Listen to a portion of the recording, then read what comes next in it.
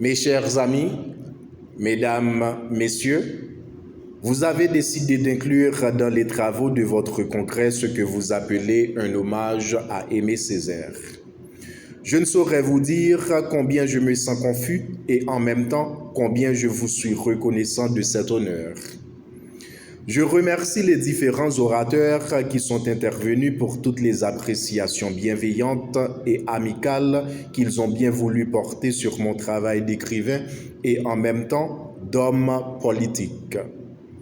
Mais finalement, si j'accepte et avec reconnaissance cet hommage, c'est surtout parce que j'ai pensé que cet hommage me dépassait et qu'à travers moi, ce qui était honoré, c'était des amis divers, des compagnons de lutte, un pays caribéen, aussi plus encore peut-être toute une école de pensée militante, toute une école d'écrivains, de poètes, d'essayistes qui pendant plus de 40 ans ont pris pour thème de leurs réflexions comme pour thème de leurs travaux. J'oserais même dire pour thème de leur obsession, une réflexion sur le sort de l'homme noir dans le monde moderne. Ce que prouve abondamment la présence parmi nous de brillants écrivains et par ailleurs afro-américains.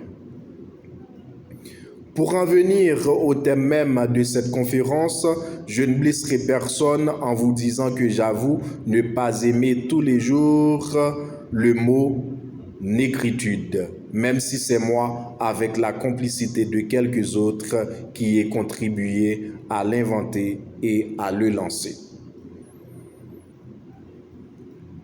Mais j'ai beau ne pas l'idolâtrer, en vous voyant tous ici réunis et venus de pays si divers, je me confirme qu'il correspond à une évidente réalité et en tout cas à un besoin qu'il faut croire profond.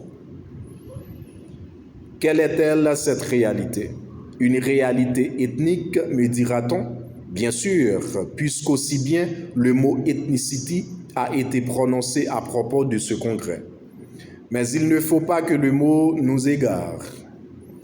En fait, la négritude n'est pas essentiellement de l'ordre du biologique. De toute évidence, par-delà le biologique immédiat.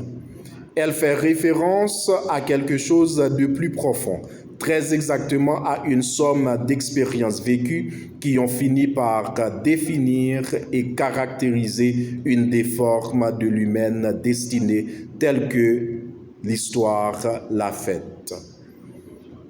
Il suffit de s'interroger sur le commun dénominateur qui réunit ici à Miami les participants à ce congrès pour s'apercevoir que ce qu'ils ont en commun, c'est non pas forcément une couleur de peau, mais le fait qu'ils se rattachent d'une manière ou d'une autre à des groupes humains qui ont subi les pires violences de l'histoire. Des groupes qui ont souffert et souvent souffrent encore d'être marginalisés et opprimés. Je me souviens encore de mon ahurissement lorsque, pour la première fois au Québec, j'ai vu à une vitrine de librairie un livre dont le titre m'a paru sur le coup ahurissant. Le titre, c'était « Nous autres nègres blancs d'Amérique ».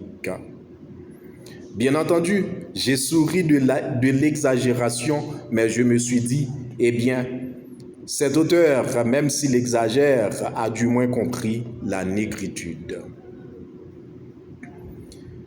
Oui, nous constituons bien une communauté, mais une communauté d'un type bien particulier, reconnaissable à ceci qu'elle a été, en tout cas, qu'elle s'est constituée en communauté. D'abord, une communauté d'oppression subie, une communauté d'exclusion imposée, une communauté de discrimination profonde. Bien entendu, et c'est à son honneur, en communauté aussi de résistance continue, de lutte opiniâtre pour la liberté et d'indomptable espérance. À vrai dire, c'est tout cela qu'à nos yeux de jeunes étudiants à l'époque Léopold Senghor, Léon Damas, moi-même plus tard, Alioune Diop et nos compagnons de présence africaine. C'est tout cela que recouvrait et que recouvre aux yeux des survivants du groupe le mot tantôt décrié, tantôt galvaudé, de toute manière un mot d'un emploi et d'un maniement difficile, le mot négritude. La négritude, à mes yeux, n'est pas une philosophie. La négritude n'est pas une métaphysique. La négritude n'est pas une prétentieuse conception de l'univers.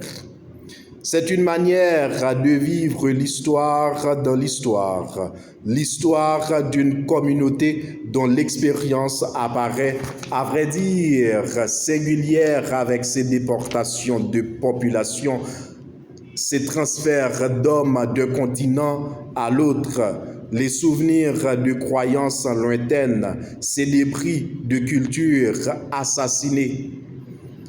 Comment ne pas croire que tout cela qui a sa cohérence constitue un patrimoine?